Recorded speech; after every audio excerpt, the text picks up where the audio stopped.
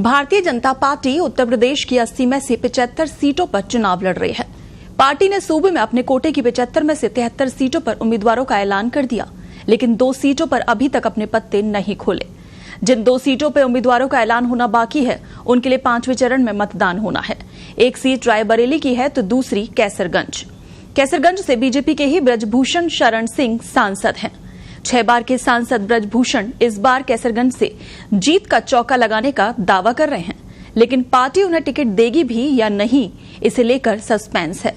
चर्चा तो यहां तक है कि बीजेपी ब्रजभूषण पर नरमी बरतने के मूड में नहीं है और उनका टिकट काट सकती है। इस सब के बीच ब्रजभूषण का बयान आया है। ब्रजभूषण शरण सिंह ने कहा, पार्टी नेतृत्व को पता है कि इस सीट पर बीजेपी मजबूत है। अगर एक दिन पहले भी बीजेपी उम्मीदवार का ऐलान करती है तो भी पार्टी को इस सीट से जीत मिलेगी। टिकट के लिए मैं भी एक दावेदार हूं, लेकिन अंतिम फैसला पार्टी का होगा।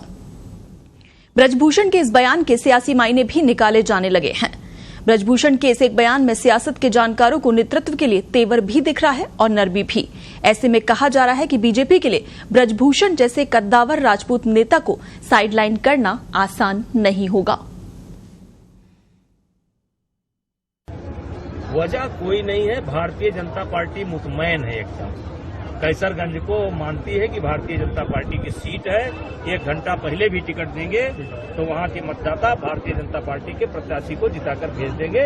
वो निश्चिंत है, उन्होंने जोड़ रखा है कैसरगंज मोदी जी के पास। अरे यार ऐसी बात आप कर रहे हैं। कहां पार्टी ने हमारा टिकट काट दिया भाई? क्या पार्टी ने कोई लिस्ट निकाली है जिसमें हमारा नाम नहीं है? आप लोग काहे इतना परेशान? तो परेशान हम लोग हैं, विपक्ष भी तो नहीं दे रहा है कोई प्रत्याशी। पार्टी का ये कॉन्फिडेंस, विपक्ष नहीं दे रहा है इसलिए भारतीय जनता पार्टी नहीं दे रही। 400 में कैसरगंज का नाम जुड़ चुका है। अब कैसरगंज के लिए मोदी जी को विचार करने की आवश्यकता नहीं है। हम उनसे कहना चाहते हैं, एक की शुरुआत ही कैसरगंज से करें। देखिए, उनका यहाँ पर कोई असर नहीं। उनका, प्रियंका जी का और राहुल जी का हमारे इस पूर्वांचल पर कोई असर नहीं है। उनका असर जो होगा अमेठी में होगा, जो असर होगा रायबरेली में होगा, वो भी उनको पता चल जाएगा।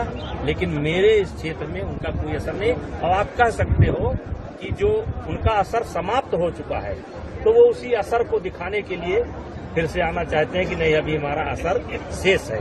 बाकी उत्तर प्रदेश में उनका कोई असर। एक संदर्भ था और उस संदर्भ में मैंने कहा था, अब आज भी आ जाए तो स्वागत है, कोई दिक्कत थोड़ा है। हाँ, तो ये विलम्ब क्यों?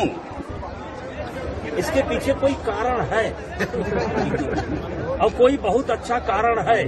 कैसरगंज के लोगों को बहुत बड़ी खुशखबरी मिलने वाली है। अचानक मिलेगी, अचानक कोई बहुत बढ़िया चीज मिलेगी, पूरा क्षेत्र खुश हो जाएगा एकदम। तो जिस तरीके से समर्थक है, इसके मतलब ये मान लिया जाए कि भारतीय जनता पार्टी के अगले कैंडिडेट ब्रजभूषण शरण सिंह होंगे। अब ये तो हमारा निर्णय नहीं।